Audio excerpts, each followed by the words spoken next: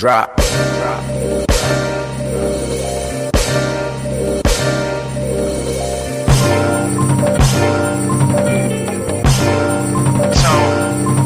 Drop.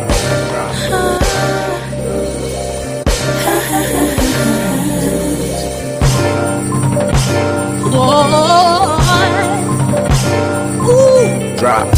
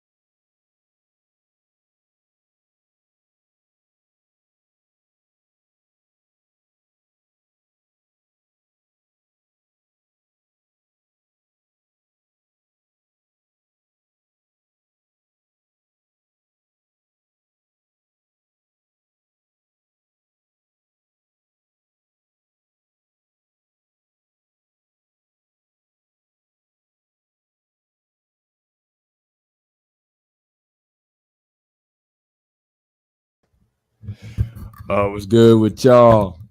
Another really this was an impromptu live stream, but welcome back to another. Ooh, mute that, please. The fuck? No. Hold up. Give me a second. Whole bunch of technical difficulties tonight. I guarantee you, y'all did not hear that song that was just playing. That's on. That's on me because I forgot to set the settings to where the audio plays. So if you didn't hear it, we'll probably close it out uh, with that instrumental at the end. So that's on me. That's my bad. But once again, welcome back to another episode of another live installment of Spoken Genius, and another Women's Month or Women's History Month or whatever the fuck you want to call it. Another installment, and before we actually, no, it's not up. Give me 1 second. Let me see if I can pull this up real quick. Move that. No, not that one. I didn't want to do that one. No, not that one. Get straight to the point. Come on, hurry up. There we go.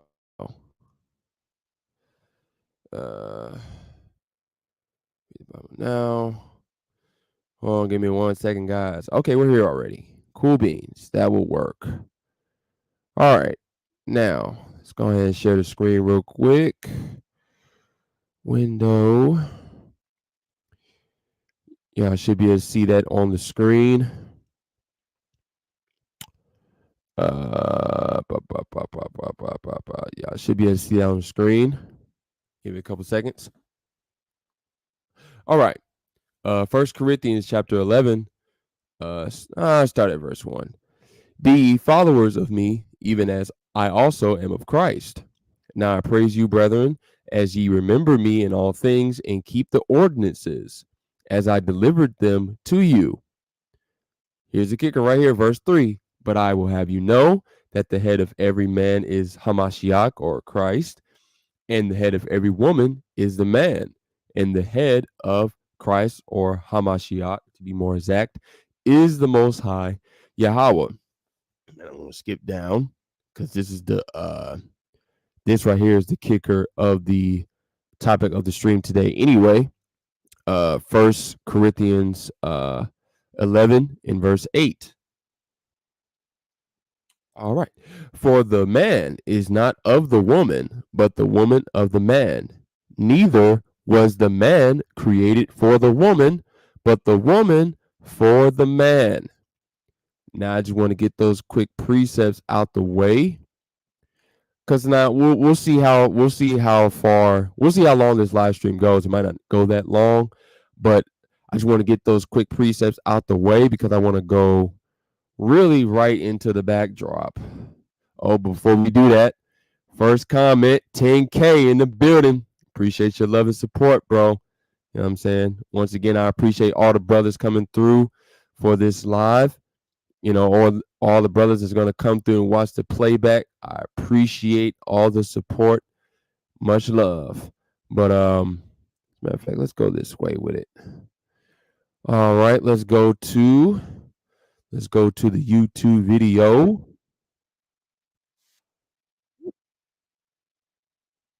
Hold on. Pause. Damn. What is up with this tablet tonight? God damn. All right. Now, just to get to the topic of this video, Ab and Preach, a lot of y'all know them. Know these guys, been on YouTube for a pretty long time. They put in their work. Shout outs to them for that. But they touched on something. They touched on the topic of relationships, as they do a lot. And they said some interesting things here that I just wanted to that motivated me to expound on the topic, especially 1 Corinthians 11 verses 8 and verses 9. So, you know, we're going to talk about it. Well, they're going to talk about it, and, you know, We're gonna piggyback off their points every here and there. Y'all know what it is. So unless if we don't have any more comments, no, we do not. All right, let's get straight to it like we ain't new to this. Let's go. Excuse me. I was wondering if I could do a portrait for you just as you are right there. Sure. I'm going to ask you a question now. Look at Ask the question. How much do you think an engagement ring should be? So I said no more than 4K. She said 10. 10K is a lot. I mean, listen, if she's special, it's worth every dime, no? 4K. She said 10. 10. Damn, 10K? Shit. Y'all heard her. 10K. 10K for the 10K for the ring, man. Y'all heard the bitch. I mean, goddamn, 10K shit. Who the fuck got 10K around this bitch? Especially in these times with inflation and hyperinflation. I mean, shit. We just talked on this. We spoke on this last week. I mean, damn. 10K? You definitely on a payment plan. I mean, 4K, shit. That's a lot too. But 10K, goddamn. But we might get to the ring aspect of this in this stream, just probably as an epilogue per se. So we'll probably get to that in this stream, but continuing on. 10K is a lot. I mean, listen, if she's special, it's worth every dime, no? The fact that I'm making the step to commit to you, like, it's the meaning behind the ring. I'm not saying it'd be some cheap something, but you could get a nice ring for $4,000. I would hope so. $4,000 on your finger. Well, it could be 10 though. It could. I mean, it could. I have to ask, hypothetically, if someone was showing you that they loved you every day with devotion, they care, they ask questions, they tend to your emotional needs, they help you with labor, they do all this stuff, but they just get you a reasonable ring. You think that somehow their love is a lie? No, but Really? I can't. Well, no, but unfortunately not unfortunately necessarily, but the woman by nature is very what's the word for it? The woman by nature, she's everything for the most part is very face value with the woman. So, a lot of times, even though you're doing the bare fundamental things, I'm just assuming that you are. If you're not, go work on your game. But if you're not, but if you are doing those very fundamental things, devotion and things of that nature,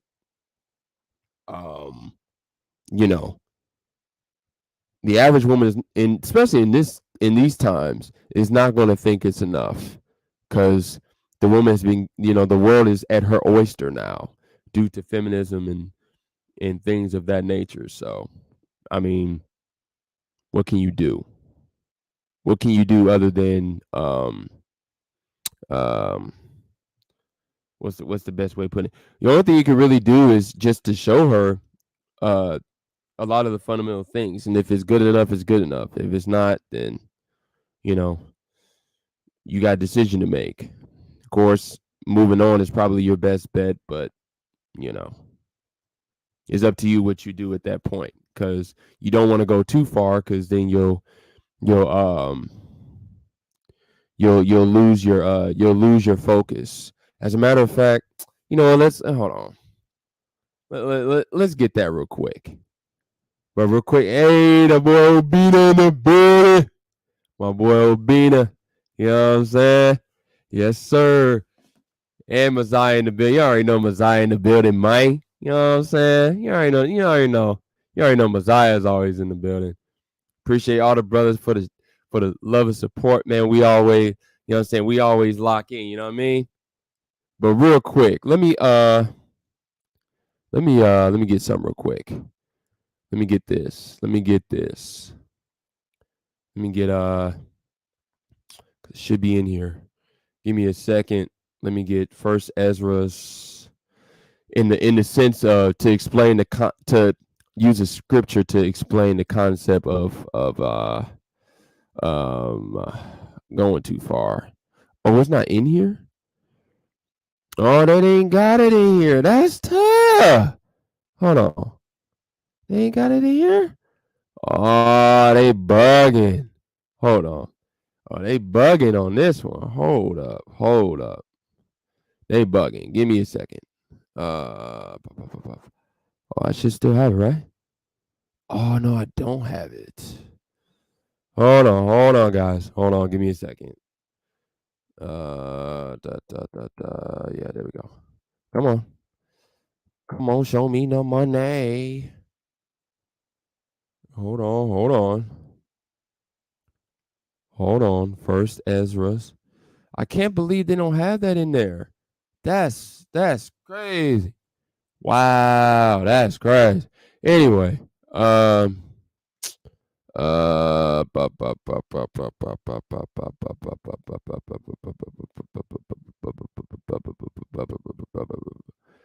me a second.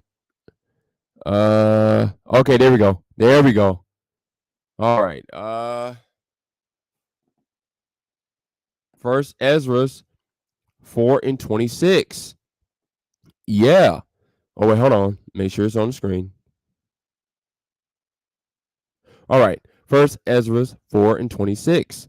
Yeah, or yea, many there be that have run out their wits for women and become servants for their sakes, which is basically another way of explaining real quick Isaiah chapter 3 and verse 12. As for my people, children are their oppressors, and women rule over them. O my people, they which led thee cause thee to err, and destroy the way of thy paths. So that's the whole point. When you become servants for the woman's sake and not for the Most High's sake, it automatically leads thee to error and destroys the ways of the Most High's paths.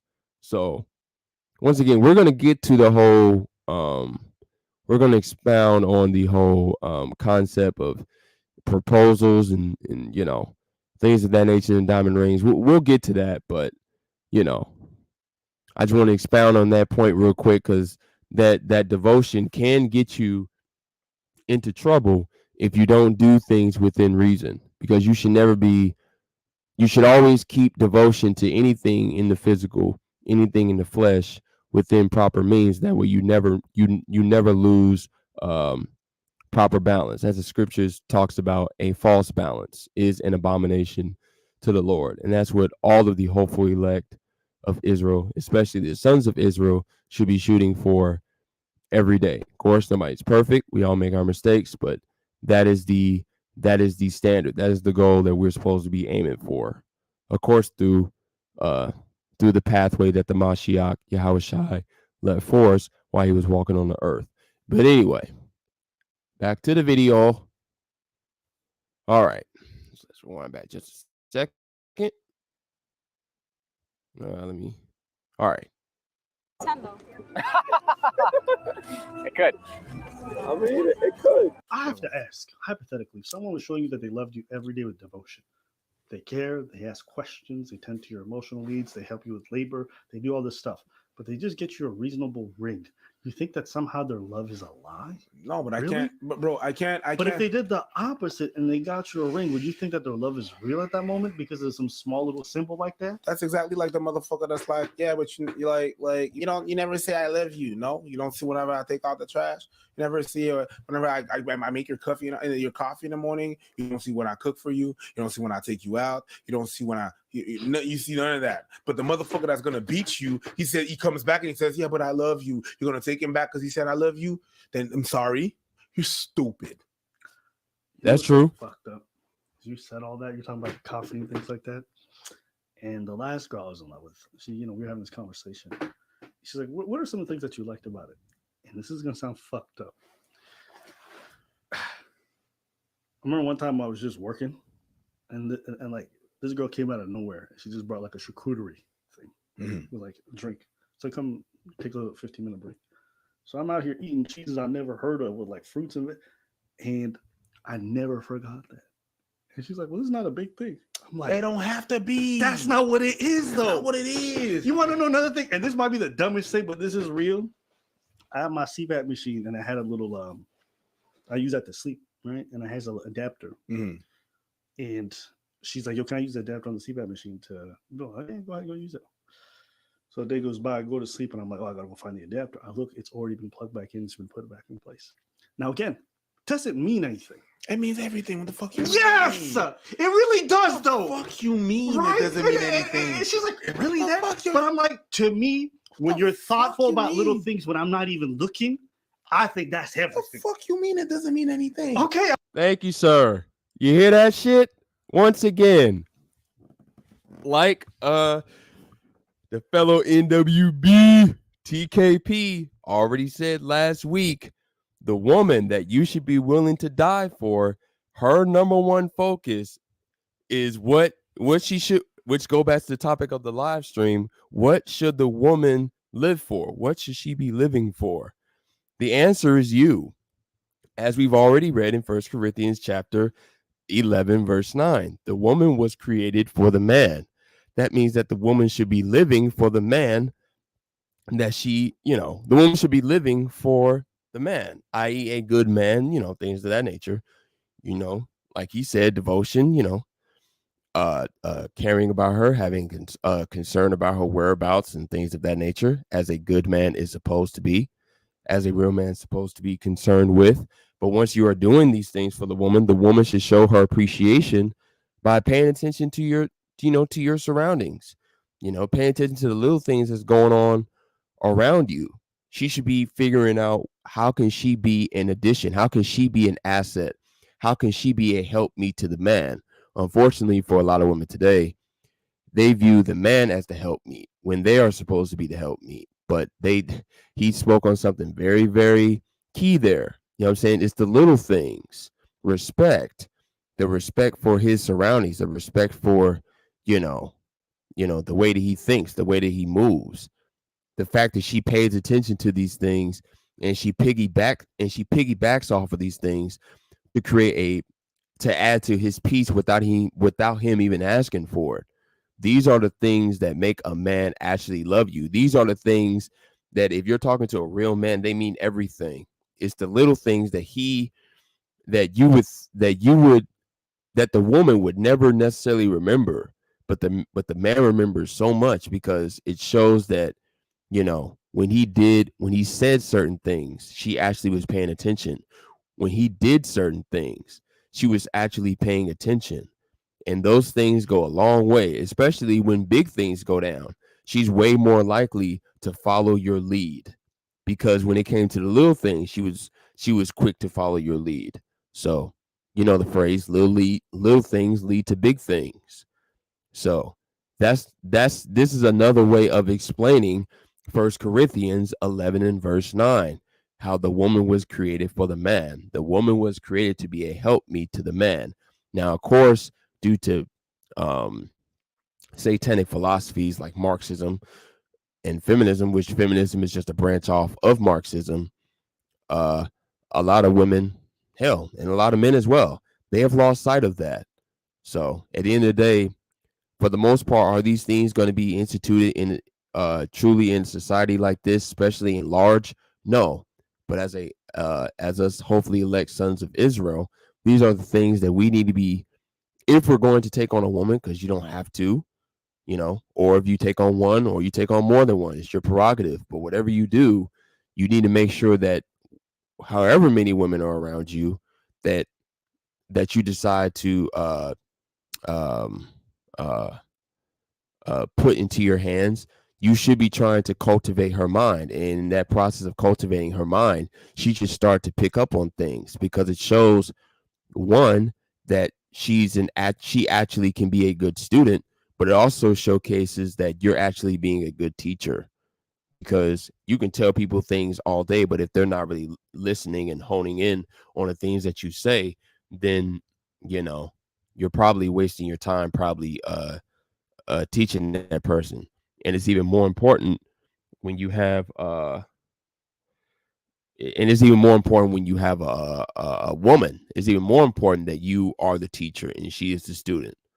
But through those things, she learns greater skills, and she uses these things to help benefit uh what's the word for it, the environment that you've already basically built for yourself. So that's what's very important. But I'm saying that the little things really mean everything to a man, because real love is respect.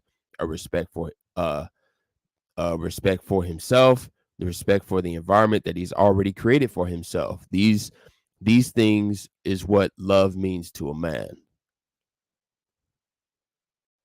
Okay, I'm not crazy. Everything. Okay. You go put your shit is back in. Okay. Nigga, hold on. You didn't put it back in. You cleaned it. You put it back in. You stored it. Bitch, if you don't get the fuck right over here, let me give you a hug and a smooch on your forehead. Yeah. God damn, if you go to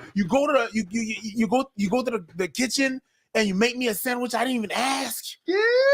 Nigga, I was not even that hungry, but goddamn, I'm gonna eat it out of love. It's the little thing. Yeah, it really is. Yo, fuck a $10,000 ring. Those things, yo. I tell you, I remember that for the rest of my life. Little things like that I'm like, oh, that's real. That's real. You weren't trying to do what you thought would make me happy. I never told you. I didn't even know I liked your charcuterie anyways. My girl's like, I folded your socks. I put it back in their place. You beautiful bitch. You did what? Don't kill me. Don't kill me. You did what?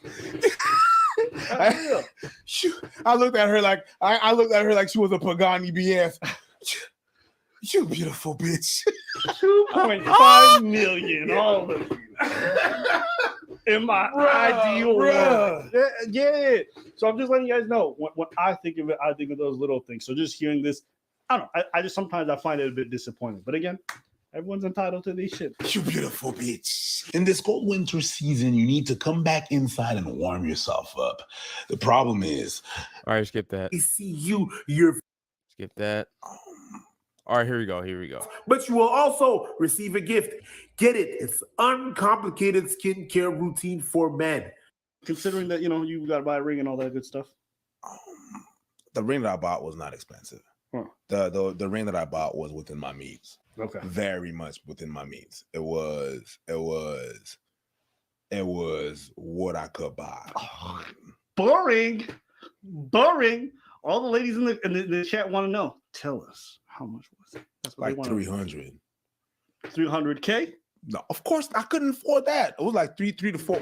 Stop it. 300 to 400. 300 what? Say it. $300 to $400. Yeah, nice cute diamond rings with black onyx on it, and yeah, 300 to 400. Yeah, that's acceptable. Oh yeah, I think it is. 3 months of internet bills. You couldn't save more than that. No, I couldn't. Were you homeless? What within your means? No, but I had bills. I don't want to I don't want to put myself outside in the street. Like it was. What year is this? 1999? Like what year? It was 2014. That's like 9 years ago. With inflation, that's like $500. Yeah. You think that's acceptable? Yeah, absolutely. 100%. Yeah, I think it's perfectly acceptable. And actually, you motherfuckers might comment on that, and I don't give a fuck. Because judging by her face when she saw the ring, it was all that was needed. And actually, I'm gonna tell you more than that. We were supposed to get married. We couldn't get married because my dad was supposed to celebrate this. My dad got cancer, right? So we canceled the marriage, right? When I had to break her the news, and I was like, shit, I think we're gonna have to. I think we're gonna have to cancel it because it's not gonna happen because my dad is not doing too well. And she said, "You're the one I wanted to get married." I got the ring. I'm good. And I was like, "Yeah, shit, you're right. Yeah." And I didn't want to get married that much. You know what I mean? It was just the pressure and shit like that. And even the big wedding shit. I don't want a big wedding. Why do you do a big wedding for? Why do you do a big wedding? You do a big wedding for other people. Thank you. Thank you. Because there's 300, 400 people that you really care about. No, it's 300 people that you care about, that your parents care about, that your grandma care about, that her grandma care about, that her grandfather care about, that her parents care about. That's what it is. But it's really about you. It's about you, and you do you, and you got the pressure that you got to do in your family. But the ring thing and everything and stuff, that's like it's a bit much. The 10,000. It's paganism. That's what it is. But we'll get to that. If you can afford it, go ham. If I was to propose her today, it would have been a little bit different. I would have increased the what? Let's stop right there. If you can't afford it, let me tell you this: most of the people I know buying rings are going into debt to get those rings.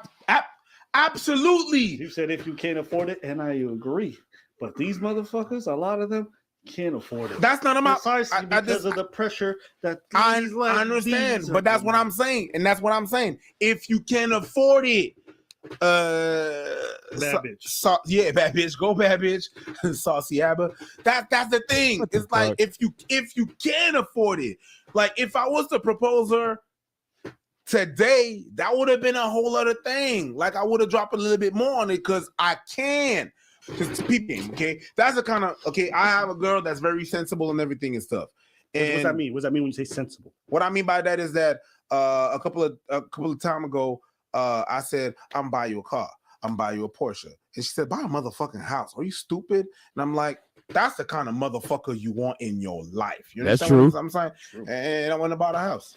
Right. So basically for you guys and for her, so more important to strategize to think about the future than to do like more, because the thing that happened is that things. The thing that happened is if like she knew what my situation was back then, and if I would have come to her with a ring of $10,000, she'd be like, she wouldn't even be comfortable wearing that shit. Right.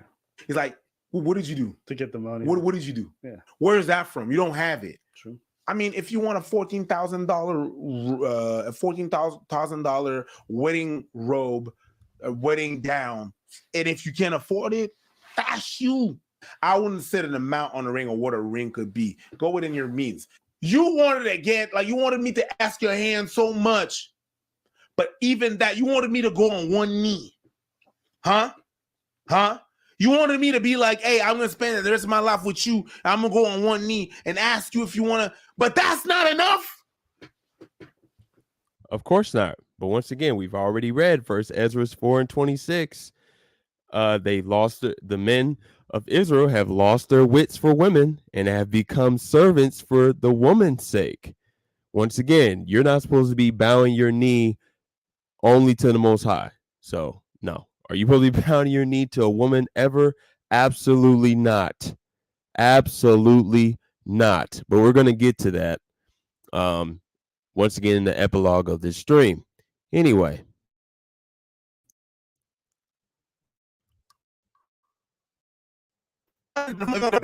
Nah, B, that's crazy. It's not enough. Yo, it's never enough. It's like motherfuckers cannot win. So I wouldn't put a price on what a ring should cost. Go with your fucking means. Okay, that's it. And if no lie, and if she says you present her the ring and she says that's it, take the ring, go back, take your money, run, or do like one of my mans that her girl said no. Her girl said no, and he's wearing the ring on his pinky. And he's like, I'm wearing my own shit. I'm wearing my own shit. He said no. All right, because of the side of the ring. That's a red flag to me. I think if my girl told me like the ring thing was really important and she explained why in a way that was more than just oh whoa, right? If she did more oh whoa, why do you want to? Oh whoa, the mo, I want a ring. If she did more than that, I promise you I would take a strong consideration and like adjust it. Still wouldn't go above my means because it's just not my value system.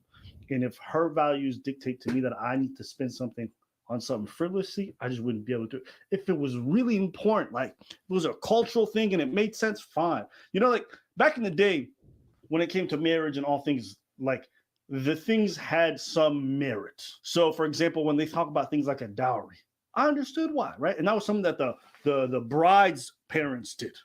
They did so that she would be taken care of. That shows their financial investment as the family's locked together. Even marriage, you're like, yeah, it's about, absolutely, you're right. It's not about the two people there, even though they make it about themselves in a lot of ways. It's about the joining of families right? When you used to think of weddings and you see them always portrayed, you see like the head of this family, the head of this family sitting at their tables and meeting together and embracing because the father's acknowledging the unions of these families, right? That's why true. marriage used to be political. They used to marry off daughters to other kingdoms. Why? So that these people can join alliances. Marriages was really more so like a political thing and a family thing than it was about two individuals. So you're absolutely go to war. Well, it was much more of a cultural thing, but I understand what he's getting at because he's absolutely correct. That's why quote unquote marriages were arranged in true more respectable cultures, even in a lot of the Eastern world today, especially in the Middle East, like their marriages are quote unquote arranged for the most part, because it wasn't just about two individuals coming together. No, it was about preserving of cultures through and agreements through two different families. It was out of necessity, and that's the whole point. We're living in a time where they have forced this erroneous understanding that men and women are not needed, which of course how it starts is the breakdown of gender roles, which leads to the breakdown of genders, and then we're at where we're at right now. But that's the whole point. It's becoming more and more pushed that both genders are not really needed. Now, granted, um, the men are still being a lot of times indoctrinated with the same type of teachings, like, oh, treat every woman with respect, and you got to value the woman, you got to be patient with her, and all that stuff. Which, to a degree, that's true. Because the woman is needed, but not for the reasons that they love to tell us. But even with all that being said, the woman is being taught basically to fuck niggas and get money. You know what I'm saying? That's what the woman's being taught. The woman is not being taught at all, whether it's by her, whether it's by her parents or by society through TV, social media, whatever. The woman is not being taught really at all to have an understanding that men are needed. So just going back to more so the beginning of this, earlier in this video, the average woman is not really going to respect men and what they built for themselves and the environments per se. A large part of that is due to the fact that a lot of them make more than the men do anyway. So that comes with that. That's part of the indoctrination. That's part of the programming, which leads to them thinking that men are not needed. So it's really a Venus flytrap. Yeah, it might be in a lot of ways the paradise for a lot of women today because they embrace modern principles, but it's really a Venus flytrap that's not going to get them anywhere in the end. But what they're saying right here in some aspects is absolutely correct. Now, once again, we're going to get to the whole getting on one knee and kneeling and what kneeling actually represents and things of that nature. We'll probably get to that in this stream. So as the epilogue, but that's the point. So we'll probably get to that, but let's see what else they say here. War with them, my son. Fuck. That's real. That's real. That's really stuff That's that real. happens. So Yeah. It's when real. when I look at a lot of stuff today, and even the way people talk about things, everything becomes about me, or it becomes about like, oh, whoa, like magic, and I think that's partially mostly Disney's fault. I think Disney is like so Yep. on like a princess experience where they wear a white dress and they walk. And if you want to have that, you're entitled to that. I personally don't find it appealing, and I don't think that's really meaningful. But if it's meaningful to you, that's great. It's just not my core values. So if I'm meeting a girl and she says 10K and she can't give me a strong justification for why it needs to be 10K, I would walk away. Not because I can't afford it, because I'm looking at you like, why don't we take this money and put in the savings for our kids? Why don't we take this money to spend it into a great honeymoon? Why don't we take this money to spend it into investments for the future? Like, why aren't we focusing that kind of cash flow that is substantial on that instead of this one little symbolic thing? I'm not saying you can't have money to have fun. You can't have money for a little bit smaller, frivolous things, but be reasonable. I like video games. If I was spending 10, 30K a year on video games, I hope my wife would look at me like I'm a little crazy. That's true. I hope. Whether it's the Bugattis or whatever it might be, just people always talking about material goods when it comes to their relationship just make me cringe a little bit. It just makes me wince because I'm like, we've normalized this. not only have we normalized it, we actually make people feel guilty for not engaging in it. Oh, you're cheap. As if it's a reflection of the person's character to be a little bit conservative with their financial spending. We've normalized materialism to the point where if you ain't got name brand shoes, people make fun of you for not having the right brand on your feet. You get what I'm trying to say? Oh, what are these? What are those? Right? We do a lot of that. That's a weird thing to do. The middle of a serious speech. What are those? But you know, But that's really what it is. It's real. We're making fun of folks all the time for these things. Oh, this is not right. It's like, bro, why are we so focused on everything superfluous? Yeah. Oh wait, that's a whole other issue. Hold The on. U.S. has traditionally seen Africa. Hold on now. That's a whole other topic right there, my boy. But yeah. Hold on, let me see these comments real quick. Not that one. All right. Unfortunately, a lot of married women are not humble enough to learn from their man and don't want to play that student role. Yes, that is true. You know, once again, you know, what is it like? The divorce rate overall is like 50%. And then amongst our people is like what, 70%? It's abysmal.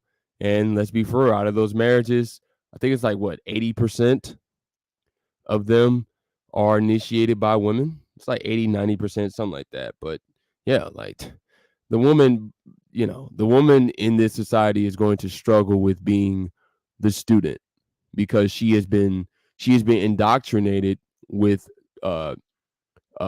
this false notion that she is now supposed to be teaching, let alone have authority over a man. And hold on. I want to wait for that. One benefit of being in the truth as a man, that is, it encourages you to be a man of knowledge, so that you can teach your woman. Absolutely, you know, all praise to the Most High that we all have, that we've all embraced to various degrees this knowledge. So that way, if we choose to take on a woman, we have truly the ability to potentially cultivate a woman to operate on a higher level that she ever was before she met you. So that's always a great thing. And a big part of that is staying disciplined to the knowledge, no matter the circumstances. So these things are very what's the word for it? Very beneficial. But real quick, I want to probably should have waited, but no, it don't matter. We can just go there. You know what? Let me not use this. Hold on. Give me a second. Let me use this one because they should have it here. Can't believe they don't have Ezras in here. That shit lame. Lame, man. They ain't got the damn Ezras in here. They got goddamn. All right. Y'all should already know where I'm going with this. 1 Timothy chapter 2. You know, the Bible's not really written to the woman, so a lot of these things is just going to be, regurgitated points over and over again. So First Timothy chapter 2, starting at verse 9. In like manner also, that the women adorn themselves with modest apparel, with shamefacedness and sobriety, not with braided hair, or gold, or pearls, or costly array. Array would be like clothes, but which becometh women professing godliness with good works. Let the woman learn in silence with all subjection. But I suffer not a woman to teach, nor to usurp authority over the man, but to be in silence. For Adam was first formed, then Eve, and Adam was not deceived, but the woman, being deceived, was in the transgression. Notwithstanding, she shall be saved in childbearing, if they continue in faith and charity and holiness with sobriety. Realistically, that the charity is really to the household that she's dwelling in under the man. That's really the charity that the woman is supposed to be focused on. Yeah, of course, charity, she can help out the community. Of course, there's nothing wrong with that, but that's really the charity that is that realistically Paul was trying to more so get at than anything else. But real quick, I want to see something. I want to make sure I can be able to pull this up. Give me 1 second, guys. Let me see.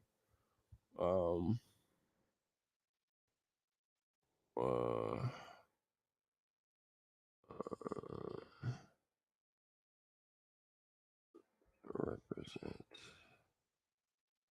I would assume that this would be the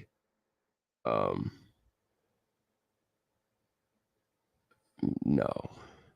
See how they, man. See how this dumb shit. Hold on. British. Look at this shit.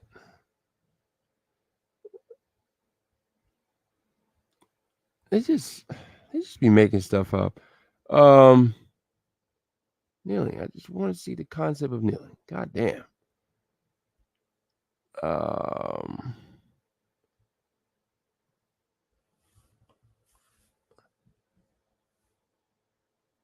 Okay.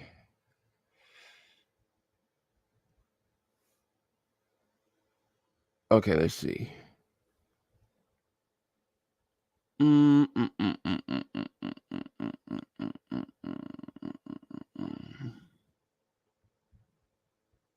Let's see.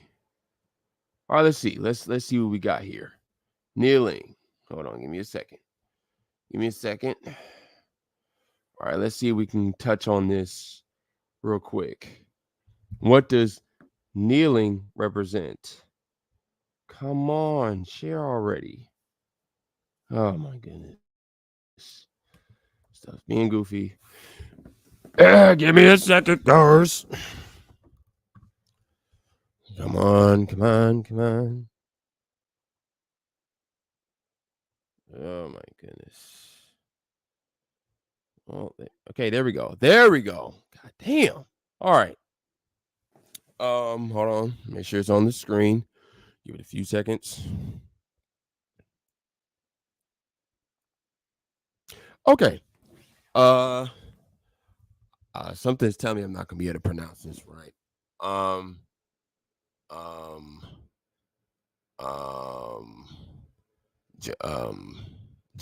Wow. Genuflection,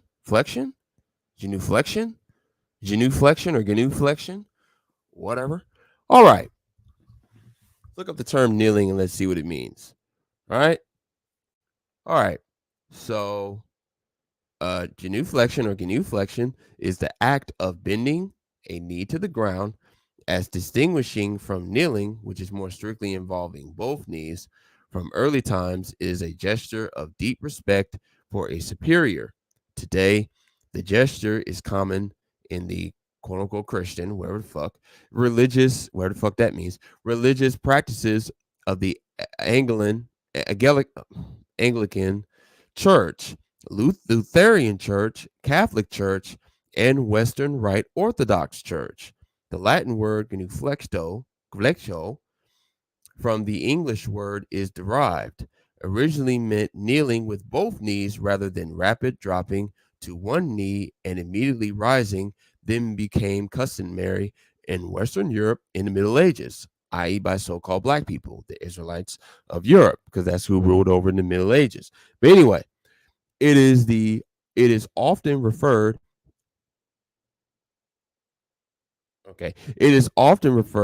as going down on one knee or bowing the knee. In Western culture, one genuflex on the knee of a human dignitary, whether ecclesiastical or civil.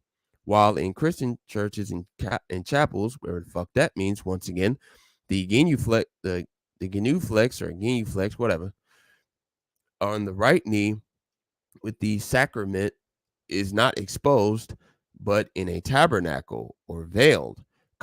Conversely, one kneels with both knees if the sacrament is exposed. Now, as you basically saw right there, kneeling represents is more so of a spiritual thing. Now they're talking about more so from a respect, deep gesture of deep respect for a superior. But that's the whole point. If you're getting on one knee for a woman, you're basically acknowledging her as your superior. And as we just read in the scriptures, the woman is not supposed to be a superior to the man ever.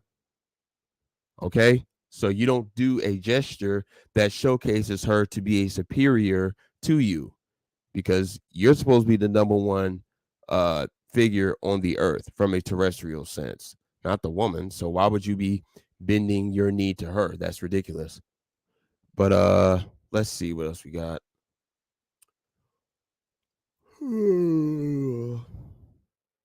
Excuse me. Let's see. Let's see if there's anything, because we kind of got the point.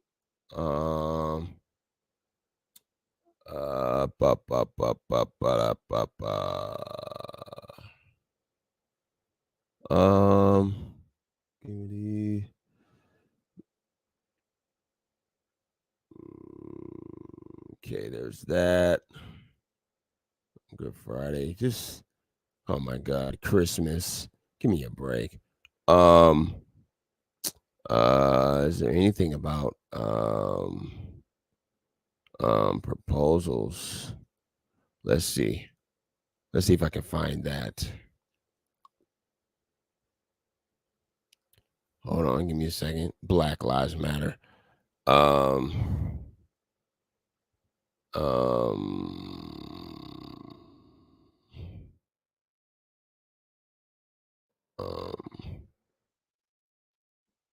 We kind of got that part, so let's see.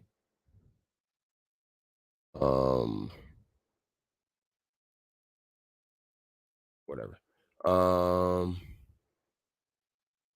Diamond. Hold on, the diamond ring.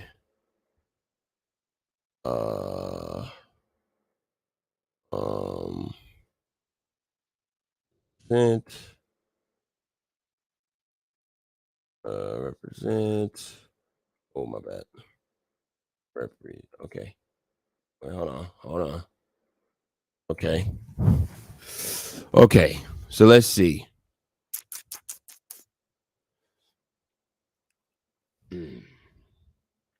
Let's see if we can find something here. Uh-oh. Let's see if they're alluding to something here. All right, let me skim up on this. I don't know who the fuck this is. Peter Manka Jr., owner at Ben Gerlich? Where the fuck? All right. Diamond rings are an epitome of marriage. Where the fuck that means? Symbolizing eternal love. The diamond engagement ring. Wow. Excuse me for that. Diamond engagement ring and wedding band has represented the emblem of devotion by two parties to love and cherish one another for the rest of their days for centuries. Allegedly. The jewelry experts at Ben, whatever, blah, blah, blah, understand that your wedding ring, blah, blah, blah, okay, whatever. You know what? Let's go down here. Wedding rings have been worn since ancient Egyptian times. Now, both partners in wear wedding rings that are loaded with significance all the way from the circle of the ring to the stunning diamond or diamonds incorporated into the ring. Wedding rings have been worn since the ancient Egyptian times. Let me get some real quick. Now, doesn't the scriptures tell you this right here? What is it? Leviticus 18.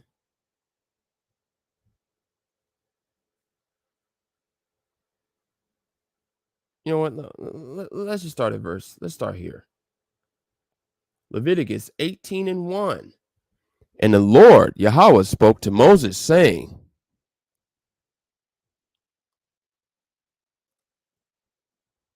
speak unto the children of Israel, and say unto them, I am the Lord Yahweh, your God, or your power. Here's the kicker right here. After the doings of the land of Egypt, wherein ye dwelt, shall ye not do, and after the things of the land of Canaan, whither I bring you, shall ye not do, neither shall ye walk in their ordinances. Once again, we just read that the rings, basically the concept of wedding rings and whatever, those things come from ancient Egypt. Well, we're reading right here that you're not supposed to do the ordinances of ancient Egypt. Well, the Israelites are not, but you get the point. The Most High instructed the Israelites not to do the ways of the ancient Egyptians. Interesting. Now let's see what else we can find. Let's see if we can find something else. Let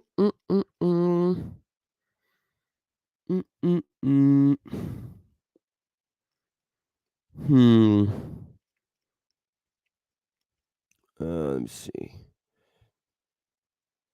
The diamond ring. Hold on. Give me a second.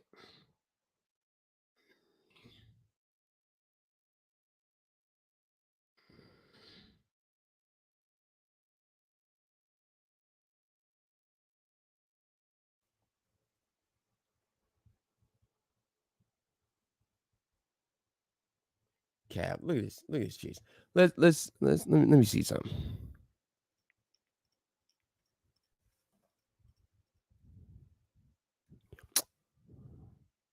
Move.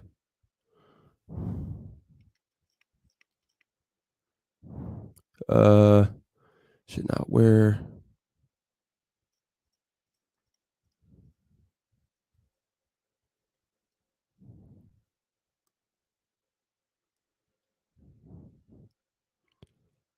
Yeah, these niggas have no idea what we're talking about. Hold on, give me a second. Let me make sure. Okay. We'll look at this. Oh shit. All right, let's see how this website comes up with this bullshit assertion. All right, we're about to go into it. Are wedding rings pagan? July 26, 2022. I guess an article, whatever. All right. Make sure everybody's ready to go. You should be seeing that on the screen. Oh wait, hold on. Genuflection? Is that how you say it? I appreciate that, Obina. Genuflection. Okay, cool. I appreciate that, bro. All right, so let's see something here. Wedding rings. Wedding rings are an important part of many people's daily lives, okay? But they have been the subject of much controversy over the years. Are wedding rings pagan symbols or Christian symbols? Where the fuck that means? Anyway, many people believe that wedding rings are symbols of pagan religions and that Christians should not wear them. Once again, Christians, wherever the fuck that means. But this isn't true. Anyway, it is safe to say that the wedding rings are symbolic jewelry representing nothing more than love and commitment between two people in holy matrimony. Everything that this article is stating is alleged. Let's find out if the wedding ring has pagan or Christian origins. Once again, Christian, wherever the fuck that means, and why they are still relevant today. Is it true that wedding rings are pagan in origin? There are many myths and misconceptions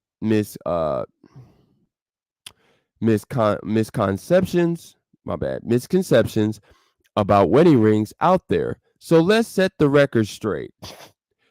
Okay, let's see. Wedding rings are not pagan in origin.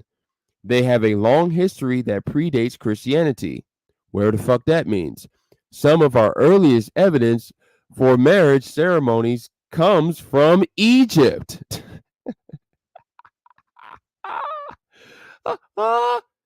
With hieroglyphics on a tomb painting found in one of the tombs dating back to 2200 BC.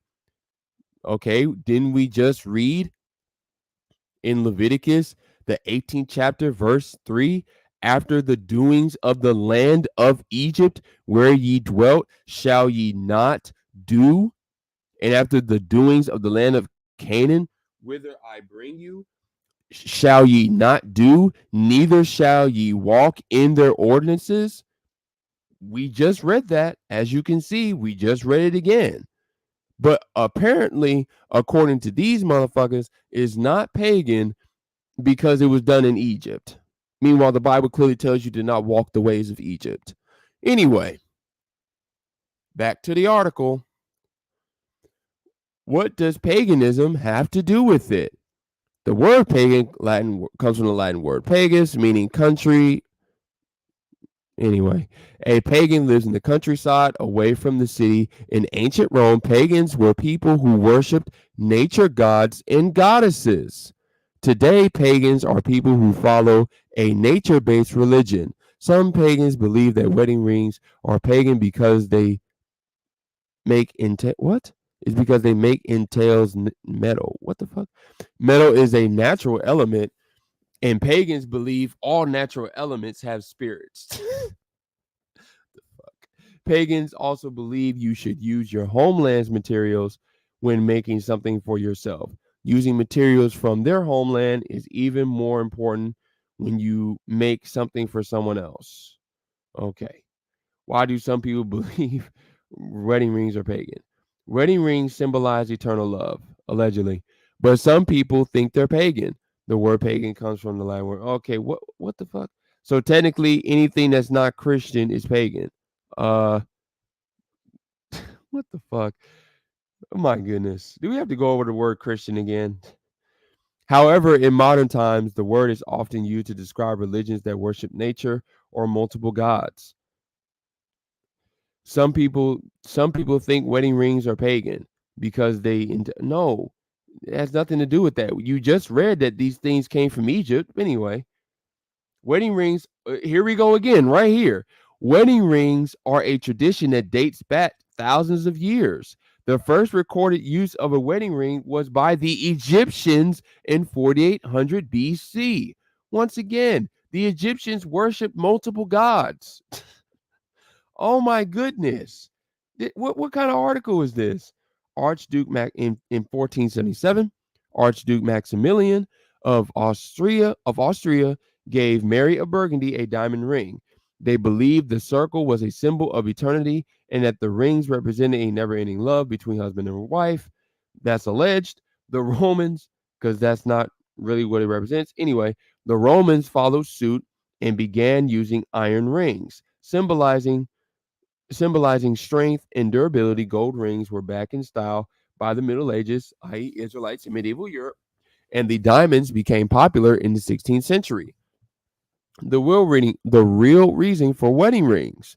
There are many reasons couples exchange rings during the wedding ceremony. While some of these reasons are cultural, others feature religious and superstitious beliefs. Let's look at the real reasons behind exchanging rings on a wedding day. The ring is a symbol for unending eternal love and commitment. Cap is a sign of one's sacred union with their spouse. Also cap, for the most part. The ring also has the power to remind couples of their vows for the duration of their marriage. Cap. The ring is a reminder that nothing should come between them. Cap. A ring is a promise to be with one another through thick and thin. Cap. They represent how strong your bond is with one another. Cap. The modern meaning of wedding rings. The tradition of giving wedding rings as a symbol of love and commitment dates back thousands of years. We've already read that in Egypt. Once again, you're not supposed to do the ordinances of Egypt, as we read in Leviticus 18:3. Anyway, while the meaning of wedding rings has changed over time, there is still a powerful symbol of love and commitment. Today, couples often exchange rings to signify their intention to marry or symbolize their love and commitment to each other. Is wearing a ring pagan? Within itself, no, but whatever. Wearing a ring is not a pagan practice. However, there are many opinions on whether wearing a ring is pagan. Some say it's pagan practice because it symbolizes ownership. What? Ownership and commitment?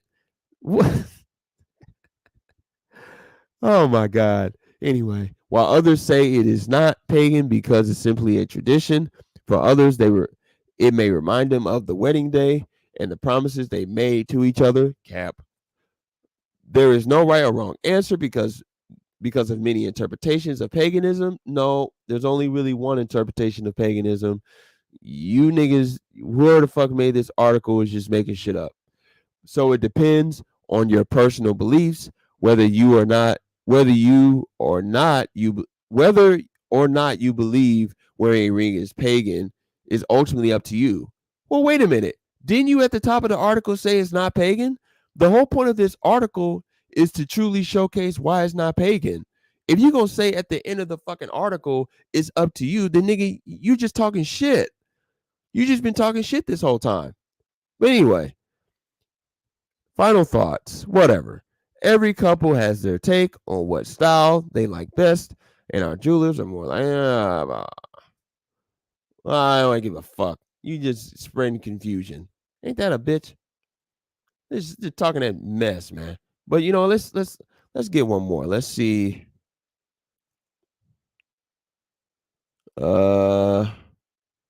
Let's see. There was something about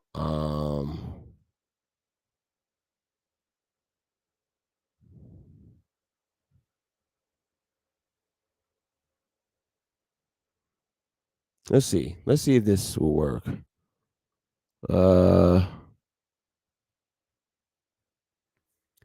Okay. Let's see what we find here. It's kind of a long article, so bear with me here. We're doing all this live. We're doing it live, baby. But anyway, are wedding rings biblical or pagan? We already know the answer, but let's see what they come up with. Wedding traditions and customs vary greatly between cultures, social classes, and ethnic groups. Special garments are always an essential part of any wedding celebration. So is the exchange of marriage vows between the couple. Another principal part of any wedding celebration is the exchange of rings by the couple. Are wedding rings biblical? Where religion does not wear. Oh, wow. Anyway, religion. Enough.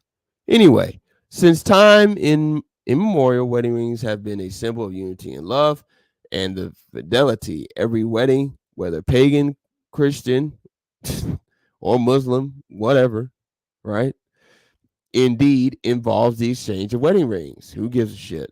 Even though the religious practice or common tradition are these things pagan or biblical? All right, let's come on now. Let's get to the answer. If you sift through various books of the scriptures, you will realize that there is no explicit mention of wedding bands in any of these verses. You hear that? None. But anyway, however, you may come across other ring types such as nose rings and signet rings associated with different reasons. Yes, of course, because you can wear earrings and nose rings, things of that nature. In Genesis 24 and 22, Abraham's servant gave Rebecca a nose ring. The nose ring was a direct claim of Rebecca as Isaac's bride. In Genesis 41 and 42, rings are a symbol of authority, where the Pharaoh gave Joseph a signet ring after his appointment. But keep in mind, that was in Egypt. Anyway, although wedding rings aren't mentioned explicitly in the Holy Bible, several religious phrases are used during the wedding ceremony. Well, that's who cares. But anyway, in Catholic weddings, common phrase used in weddings is take this ring as a sign of my love and fidelity in the name of the Father and in the Son and the Holy Spirit. Wow, Trinitarian doctrine. Anyway, in the Jewish tradition, the groom always says, "You are consecrated to me with this ring according to the law of Moses in Israel." And the fake Jews over there, man, they kill me. But anyway, in the Church of England, 1662 Book of Common Prayer, it states, with this ring, I thee wed with my body, I thee worship with all my worldly goods. I thee worship, and with all my worldly goods, I thee endow in the name of the Father, the Son, and the Holy Spirit. Amen. Okay. Because of these religious phrases used in wedding ceremonies, we would tie the exchange of wedding ring to the Christian religion and even go ahead and identify wedding rings as biblical.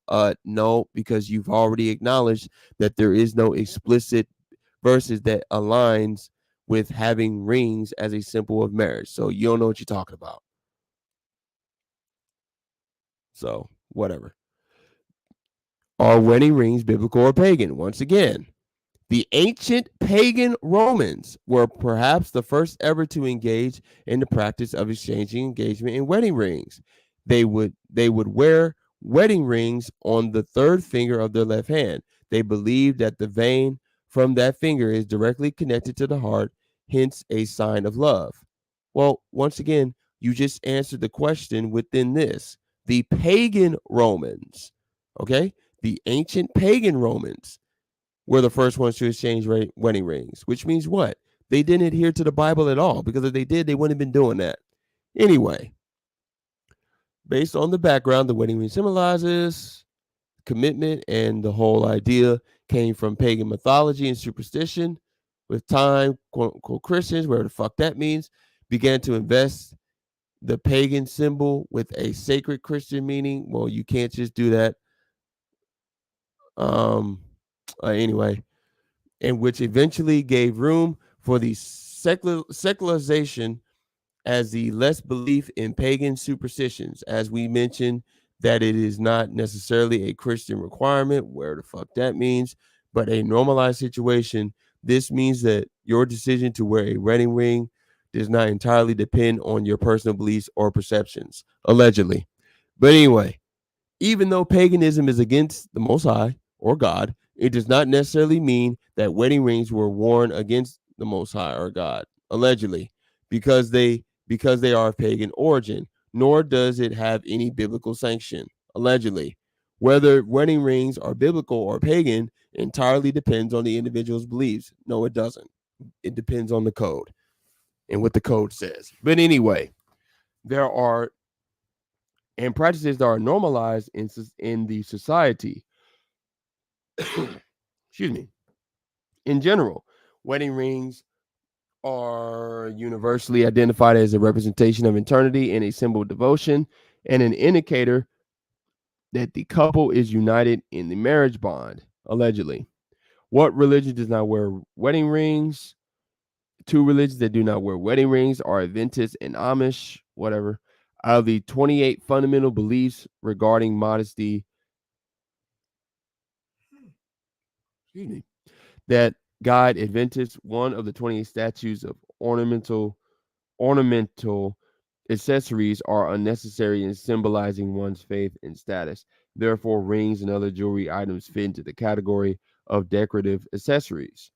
For this reason, they dress more plainly as a way to adhere to modesty teachings from the Bible, and they also associate vanity with jewelry such as earrings, rings, and bracelets. This, however, does not mean they do not recognize cultures were wearing wedding rings as compulsory. Their preference only lies towards being without any jewelry items. Also, the Amish and another religion that is extremely modest in the way they dress, and they avoid vanity like the plague. They believe in wearing ornamental items such as wedding rings is immodest and vain. That is true. For this reason, they entirely avoid wedding jewelry items and only exchange wedding vows as a symbol of unification in marriage. Conclusion: every religion, be it pagan, Christian, pagan, Muslim, pagan, Adventist, pagan, Amish, pagan, or Jewish, pagan, has different beliefs. At the same time, every religion has its interpretations because the traditions of men and not the Most High. Anyway, whether wedding rings are associated with the particular religion or not depends on the restrictions and teachings manifested in that religion. While wedding rings originated from paganism, see that? They are widely accepted in the Christian religion. So what that means is that they're pagan. It's just that Christians are fucking idiots, as we already know. So they embrace paganism to damn selves. But anyway, so it's that simple. But I'm trying to think. That's pretty much it for this conversation. I'm trying to think, is there any other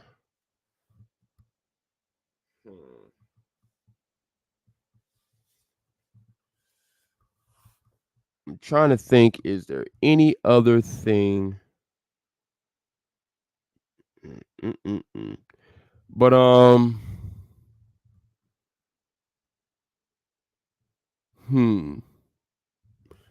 let me see something. Give me a quick second. Give me a quick second.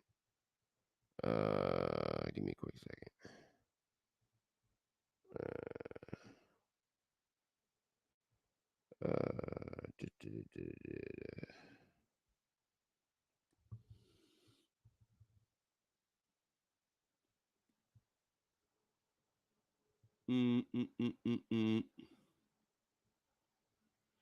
All right, we're gonna go to a YouTube video real quick. We're gonna article tweaking. Absolutely, thank you, sir. Very much tweaking. I was like, what the fuck? Both of those articles were just flat out bullshitting. I mean, it's just it's sad and pathetic. They have no idea what they're talking about. They're talking out of both sides of their mouth because they want to promote, because a lot of things that people don't understand is the whole concept of weddings and marriages, all this stuff. Marriage is big business in this society, all the way from the proposal to the divorce. Like there are people who have literally, created hella earning income off of the backs of the emotional manipulation of men and women into basically giving their relationships over to the state officially by, number one, putting rings on their finger, but also signing contracts. But that's a whole other issue for another day. But real quick, not this video. No, please. Hold on. Okay, shut up. Hold on. Okay, no. Hold on. Give me a sec. Shut up. All right.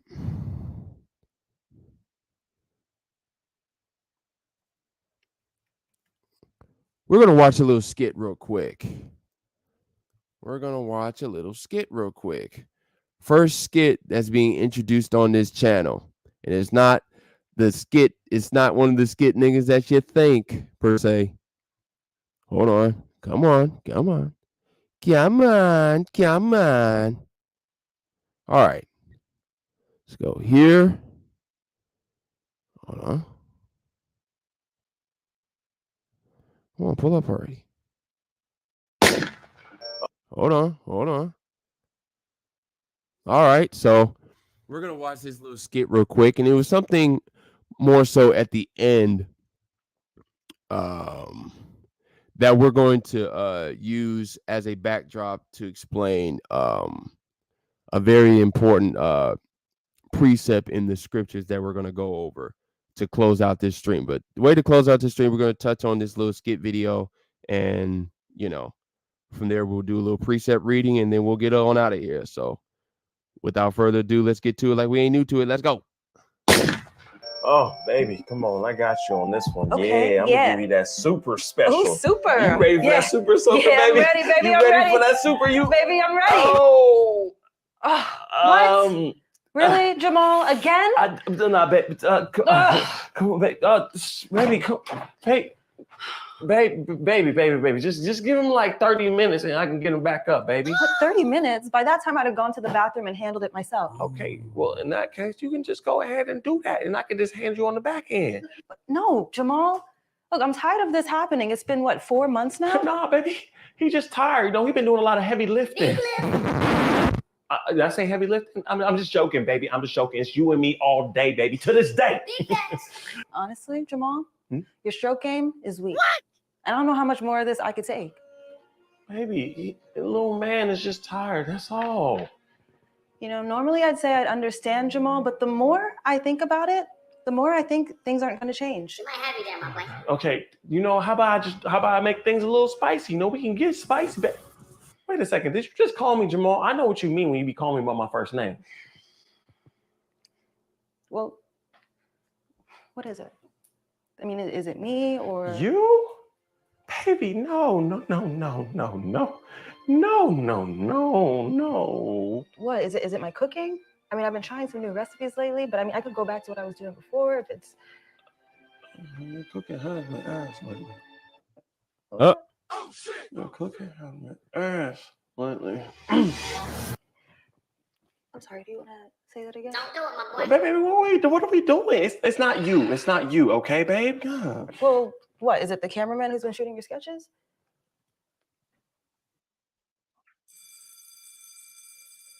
Oh no, baby. See, yeah, they're not here, especially when we get jiggy, baby. Quiet, please. Quiet and So yeah, baby, I'm just saying, you know, how about I just make that French toast that you like, right? And then I can like roll that bubble bath that you. No, I'm not coming back until you figure this out, Jamal. But baby, figure it out. God damn. Well, you out here delivering the Minute Maid strokes? Okay, all right. Minute Maid is not even real, first of all. It says natural flavors, but it really just be fake fruit. Fake fruit? Bruh, I told you, stop looking up all the ingredients on the internet, bruh. It's gonna get you crossed up. Facts. Okay, all right. For your information, I got it from the late, great Sebi himself, straight from the horse's mouth. He did say that. He did. Hey, I saw that documentary too. Hey, man, contrary to popular belief, that's not why you can't keep your stroke strong and long for more than a minute, my boy. Hey, man. Have you considered external supplements? Listen, I heard that Bluetooth be saving boys' lives lately. Oh, shit, nigga. That Bluetooth. Man, these skit niggas love promoting that Bluetooth, boy. Bluetooth making hella money off of YouTube, boy. I'm trying to tell you, my. Any of y'all know about that Bluetooth? That shit actually worked. Oh, Lord willing, I never need it. But you know, whatever. No. Why not? I heard it be saving lives. Girl, nobody's life needs to be saved. I just need my man back. Okay, well, have you thought about ending? Oh man. I'm gonna leave this alone, you know, on a professional tip. And besides, you know, I'm never mind. You know what? I'm quote unquote married, wherever that means, right? In a sense. So, you know, I can't say too much. But y'all already know I paused for a reason right here. Blair. All I gotta say is, wow, that's crazy. Ooh, Fenarios. Shout out to YouTube channel Fenarios. You know what I'm saying? We waiting for Friendly D. What is it? Part 20, part 27 or some shit coming out soon. Can't wait for it. And the extra girl, I heard polygamy and how spices things up. Girl, that boy can barely survive me. What's he gonna do with another girl? He's cheating. No. I already checked. His receipts checked out. So then what could it be? Bruh, my bill's been billing lately. Bruh, I am stressing over here. For the past 4 months, I've been spending way more money than I've been making. I've even had to borrow money from my own mama. Oh, man. And Lonnie. Hey man, I told you all you gotta do is get back on that long form content. Ain't nobody tell you to be out there making the TikToks. Okay, what do you think I'm doing now? I can show you the ways of the stroke. What? What? Ain't nobody trying to learn how to get stroke from you. What you mean, man? Every girl trying to lock me down. I literally got girls trying on clothes for me right now. Okay, so what do you think about this? Girl, I think no outfit is going to help you. This is not a you problem. I mean, I know, but I figure I can just do whatever I can to help him gain his endurance. Well, if anything, you're going to make him go from 1 minute to 15 seconds. So you saying you like it, or? No, what I'm saying is you need to let him go because you're going to be dealing with this 40 years from now, okay? I know, but I can't leave him. He's literally perfect. Bitch, if he was perfect, we wouldn't be having this conversation. Okay, besides the stroke thing, he's kind and sensitive. Girl, he literally cried out loud at the Black Panther 2 movie. Okay, was it like a... Come on, bro. Come on. Come on.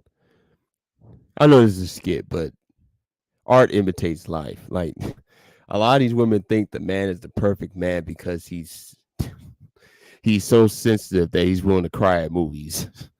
Give me a break. But I was going to say, watch your woman's friends. What is this? I think Chronicles did volume 1, 2, and 3. So this is Watch Your Woman's Friends volume 4. Starring Blair.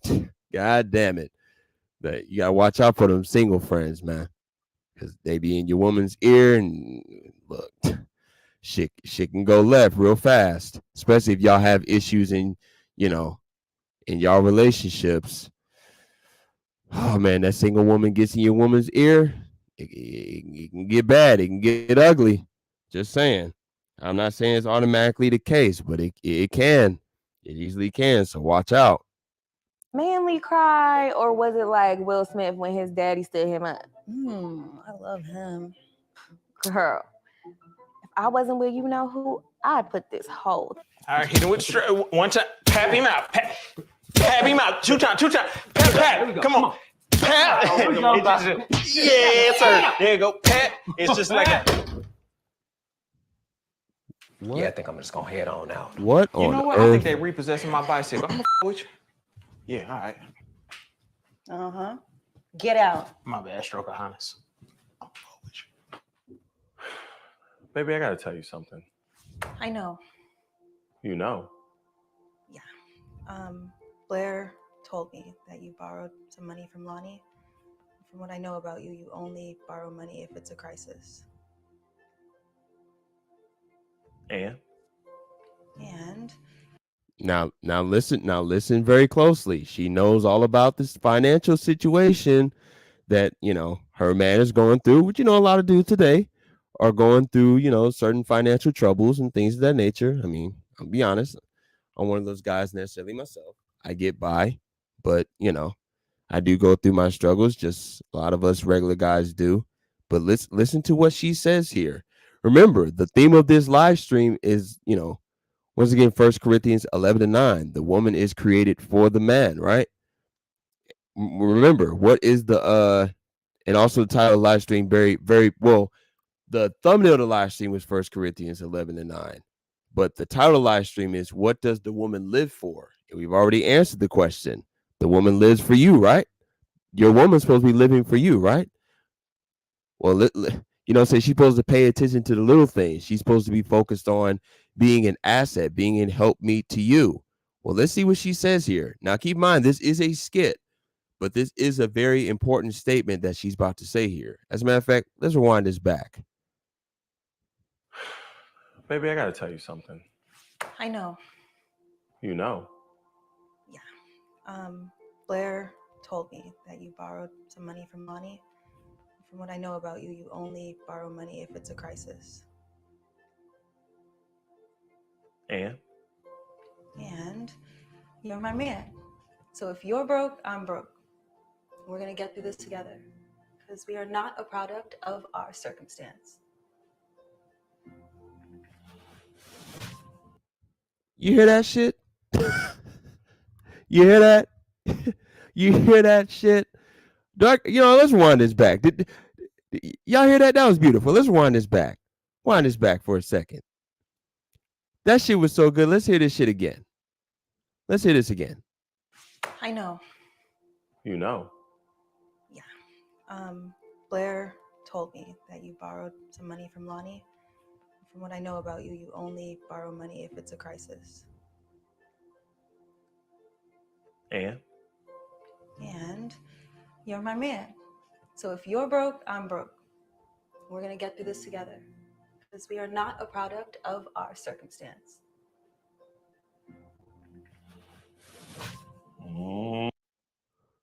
Y'all hear that shit? Hold on, let's just end it out. Oh yeah, I'm gonna get you right, girl. Ooh, Take this off. Oh, take it off. Oh, Whoa. wow. Whoa. Oh. Whoa. Okay. You hear that? You hear that shit? Everything's all right when you got a supportive woman. That's how it's supposed to be. But let's piggyback on something real quick. Let's go back to something that was said last week in last week's live stream by Shahwaza Ali. Let's see what she said about this topic.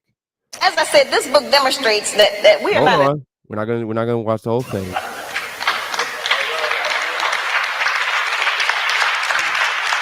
Hold on. I'd argue us, and it has been. Thank you. Hold on. To do that to him. Hold on. Let's get ready for this because we're about to bring the point all the way home. Okay, y'all brothers ready for this? This is literally what was said last week. This is some of the most important things that the woman could ever say to you right here. I believe this was number 3 of the 7 attributes of the good so-called black woman. Now let's hear this. Very important. This was something that all of us brothers should be looking for from a woman if we are considering being in a relationship. This is something that we should be looking for right here. The good black woman is courteous. She says, thank you, baby. I appreciate you doing that. I appreciate every effort you make. Try harder. I'm going to work with you. Thank you. I know you did your best. Now that's a whole new language.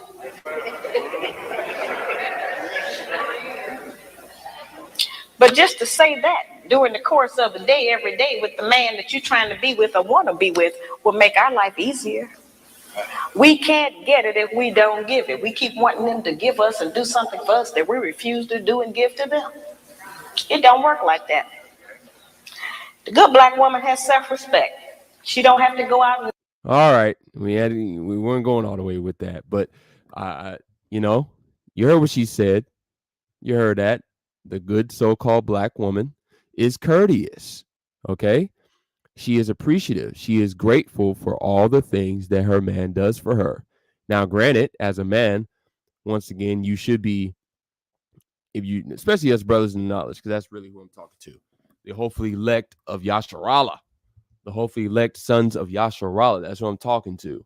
So, as a son of Israel, that's returned to the code in my words. You should have various degrees, a higher level of wisdom to deal with the woman in a much more orderly fashion. And you're also able to mentally and emotionally be able to help polish the woman's stone, per se, if that makes sense. So if you're doing those things, you should be looking. Of course, you don't go out of your way to demand it, of course, no. But part of being a leader, you should be paying attention to see if your woman is truly following you.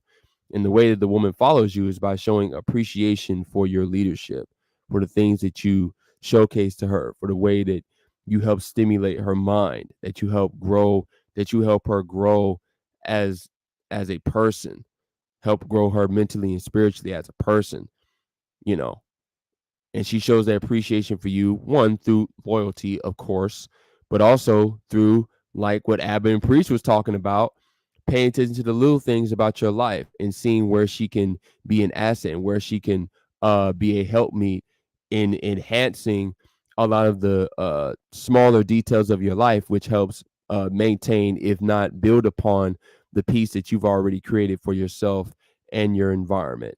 That's what a good woman does. In this case, a good so-called black woman. But anyway, that's pretty much all that I really need to say. But actually, you know what? Hold on. Let's talk about something real quick, because we're probably gonna get more. Well, we might get into this a little bit more tomorrow, but I actually want to piggyback off this point because it's actually important to discuss, and why these things are very important while we're still in this society, to understand why the woman does need to understand and be more why the woman needs to show gratitude towards you and things of that nature based off of what's to come. I want to share something real quick, share a precept with you guys. Give me a second. Gotta go up here. First Timothy. No, not First Timothy.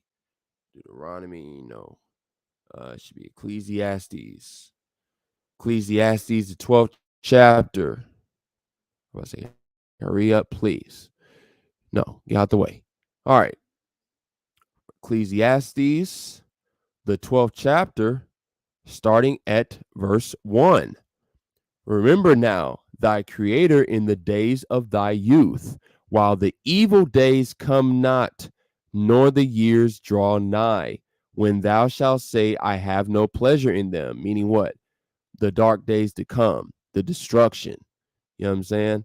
The day of the Lord, as we know in the scriptures, which is detailed in both the Old and the New Testament, which we will get to that. We'll get to that in the New Testament, because, you know, these NT only motherfuckers, they're just stupid. But anyway, verse 2, while the sun or the light or the moon or the stars be not darkened, nor the clouds return after the rain.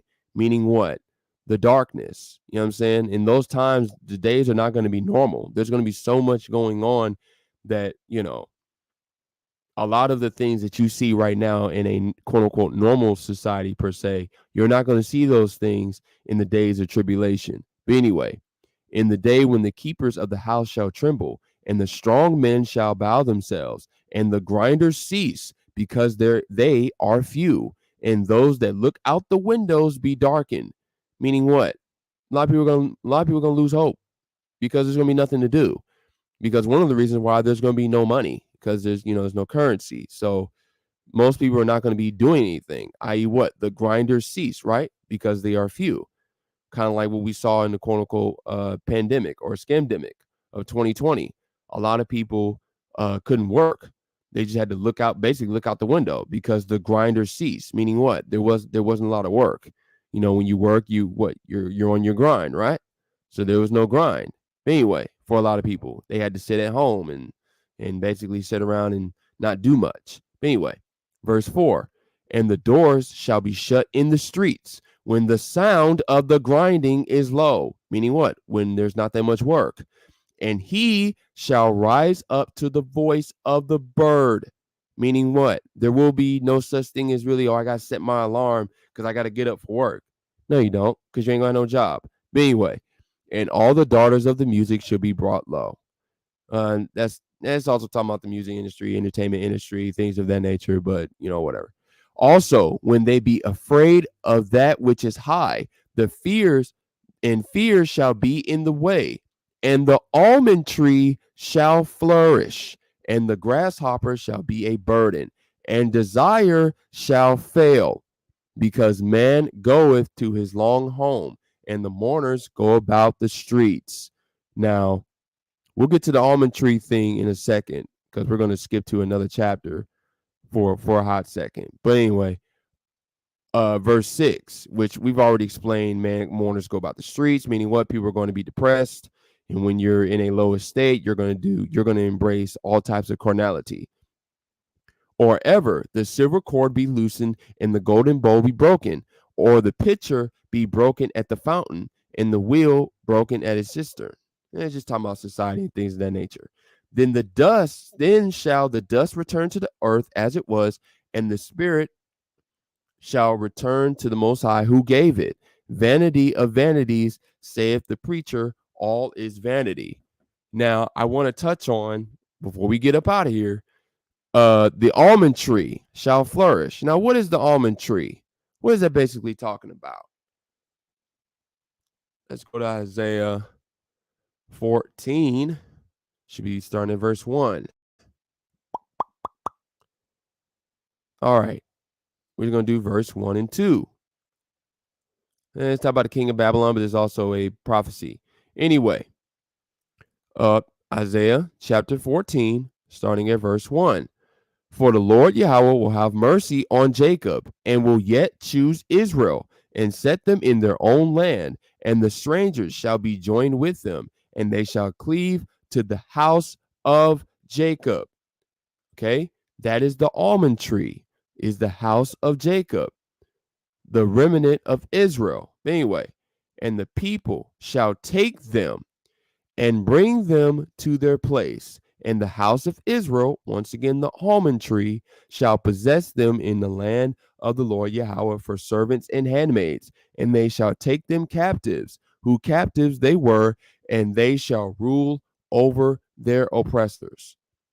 So the almond tree represents really the elect sons of Israel that will have the spiritual understanding to embrace, not necessarily embrace, but to have the answers that the average person won't have access to.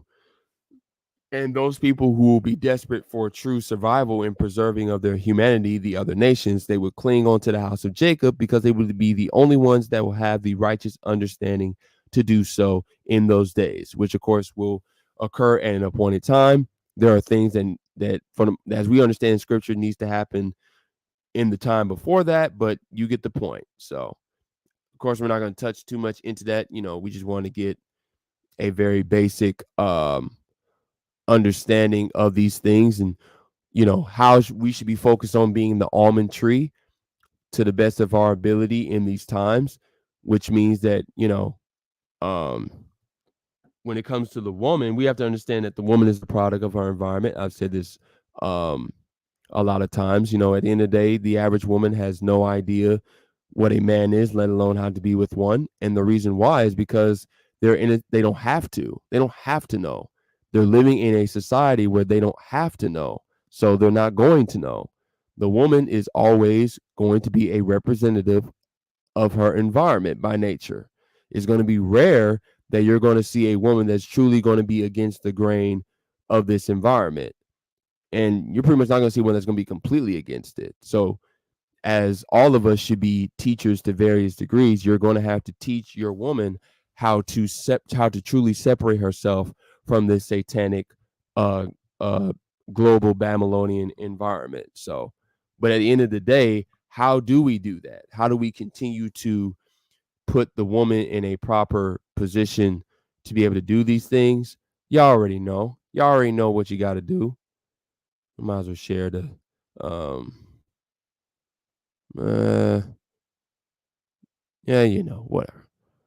whatever. We'll go about that. Y'all know what to do. Y'all know what y'all got to do, man. Come on, man. Y'all already know what it is. Y'all already know what it is.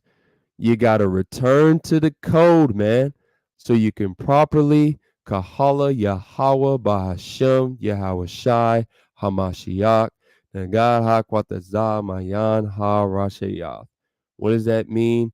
Declaring the end from the beginning, the end times from the ancient times, as the scriptures tell us in Isaiah 46. But hey, y'all see that up top. I'm just an NWB, just a nigga with a Bible. So hey, the scriptures tell us about it, you sell it not. So hey, the fuck do I know, right? But anyway, I appreciate all the love and support. But let's be for real. What is it? 10:07.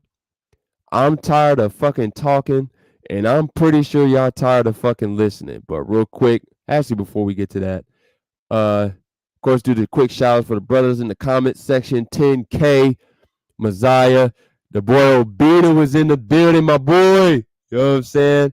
Was always looking out for your boy. You know what I'm saying? Appreciate it, man. Maybe one day I'll be back in Atlanta soon. for a visit, because now I'm in beep. Once again, don't reveal my public location. Don't reveal my location on public record. Always D Real G in the building, you know what I'm saying? I appreciate it. But once again, got love for all the brothers, but let's be for real. It's after 10, and I'm tired of fucking talking, and I'm pretty sure y'all tired of fucking listening. But we're gonna close out a little differently, because something's telling me that I messed up and I did not play the audio correctly. So we're gonna try this again. We're going to try this again, and we're gonna close out like this. And hold on, get some music playing, and I will see y'all tomorrow on TKP's channel. You know what I'm saying? We're going over Watchmen for Israel and their quote unquote mark of their beliefs in what the MOTB is. So that should be entertaining. I can't wait to get on that tomorrow with the boy TKP, fellow NWB. You know what I'm saying? So I can't wait for that. But until then, I will see y'all next time. Here's some little closeout music for y'all. You know what I'm saying? Hold on. Let it play. Let it rock. All right. I will see y'all next time. And .net. Drop.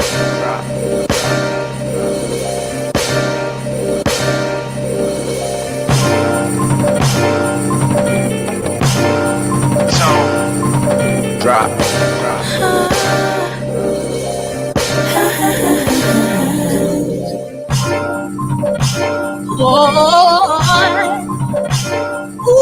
Drop.